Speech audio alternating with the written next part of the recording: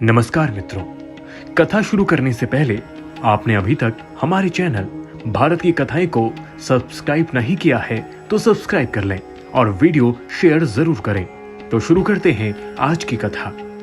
शनिवार 12 नवंबर 2022 को मार्गशीर्ष मास की कृष्ण पक्ष की संकष्टी चतुर्थी व्रत किया जाएगा। इसे गणाधिपति चतुर्थी के नाम से भी जाना जाता है। इस व्रत को करने से शत्रुओं पर विजय पाई जा सकती है। अगहन मास की इस चतुर्थी का बहुत धार्मिक महत्व पुराणों में बताया गया है। आइए जानते हैं इस व्रत के संबंध में। इस व्रत के पौराणिक महत्व के अनुसार एक बार पार्वती जी ने श्री गणेश से पूछा कि अगहन कृष्ण चतुर्थी संकटा कहलाती है, उस दिन किस गणेश की पूजा किस रीति से करनी चाहिए। श्री गणेश ने उत्तर दिया, हे हिमालय नंदिनी, अगहन में पूर्वोत्तर रीति से गजानन नामक गणेश की पूजा करनी चाहिए। पूजन के बाद अर्घ देना चाहिए। अपने शत्रु को वशीभूत करने हेतु जौ, तेल, चावल, चीनी और घृत का शाकला बनवाकर हवन कराएं। दिन भर व्रत रखकर पूजन के बाद ब्राह्मण को भोजन कराएं। तत्पश्चात यह प्राचीन कथा सुने। इस व्रत की महिमा बताते हुए श्री कृष्ण जी कहते हैं कि महाराज युधिष्ठिर, आप भी इस व्रत को कीजिए। इस व्रत के प्रभाव से आप क्षण भर में अपने शत्रुओं को जीतकर संपूर्ण राज्य के अधिकारी बनेंगे। भगवान श्री कृष्ण के वचन सुनकर युधिष्ठिर ने श्री गणेश चतुर्थी का व्रत किया। इस व्रत के प्रभाव से वे अपने शत्रुओं को जीतकर राज्य के अधिकारी बन गए। प्राचीन काल में त्रेता युग में दशरथ नामक प्रतापी राजा थे।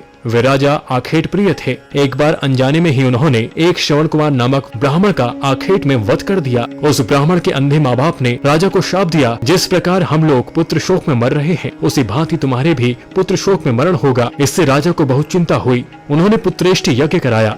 फलस्वरूप जगदीश्वर ने राम रूप में अवतार लिया। भगवती लक्ष्मी जानकी के रूप में अवतरित हुई। पिता की आज्ञा पाकर भगवान राम सीता और लक्ष्मण सहित वन को गए, जहाँ उन्होंने खरदूषण आदि अनेक राक्षस का वध किया। इससे क्रोधित होकर रावण ने सीता जी का अपहरण किया। सीता जी की खोज में भगवान राम ने पंचवटी का त्याग कर दिया और ऋषमुख पर्वत पर पहुंचकर सुग्रीव के साथ मैत्री की। तत्पश्चात सीता जी की खोज में हनुमान जी आदि वानर तत्पर हुए। ढूंढते ढूंढते वानरों ने गिद्धराज संपाति को देखा। इन वानरों को देखकर संपाति ने पूछा कि कौन हो, इस वन में कैसे आए हो, तुम्हें किसने भेजा है, यहाँ पर तुम्हारा आना किस प्रकार हुआ। संतापे की बात सुनकर वानरों ने उत्तर दिया, भगवान विष्णु के अवतार दशरथ नंदन राम जी सीता और लक्ष्मण जी के साथ दंडक वन में आए हैं। वहाँ पर उनकी पत्नी सीता का अपहरण कर लिया गया है। हे मित्र, इस बात को हम लोग नहीं जानते कि सीता कहाँ है। उनकी बात सुनकर संपाति ने कहा, तुम सब रामचंद्र के सेवक हो, इस नाते हमारे मित्र हो। जानकी जी का जिसने हरण किया है वह जिस स्थान पर है वह मुझे मालूम है। सीता जी के लिए मेरा छोटा भाई जटायु अपने प्राण गंवा चुका है। यहाँ से थोड़ी ही दूर पर समुद्र है और समुद्र के उस पार राक्षस नगरी है। वहाँ अशोक के पेड़ के नीचे सीता जी बैठी हुई है। रावण द्वारा अपहरित सीता जी अभी भी मुझे दिखाई दे रही है। मैं आपसे सत्य कह रहा हूँ, सभी वानरों में हनुमान जी अत्यंत पराक्रमशाली हैं, अतः उन्हें वहाँ जाना चाहिए। केवल हनुमान जी ही अपने पराक्रम से समुद्र लांघ सकते हैं, अन्य कोई भी इस कार्य में समर्थ नहीं है। संपाति की बात सुनकर हनुमान जी ने पूछा, हे संपाति, इस विशाल समुद्र को मैं किस प्रकार पार कर सकता हूँ। जब हमारे सब वानर उस पार जाने में असमर्थ हैं, तो मैं ही अकेला कैसे पार कर सकता हूँ। हनुमान जी की बात सुनकर संतापी ने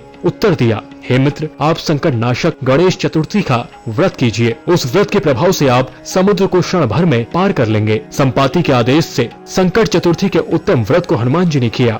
हे देवी, इसके प्रभाव से हनुमान जी क्षण भर में समुद्र को लांघ गए। इस लोक में इसके समान सुखदायक कोई दूसरा व्रत नहीं है। आपने अभी तक हमारे चैनल भारत की कथाएं को सब्सक्राइब नहीं किया है तो सबसे पहले सब्सक्राइब कर लें।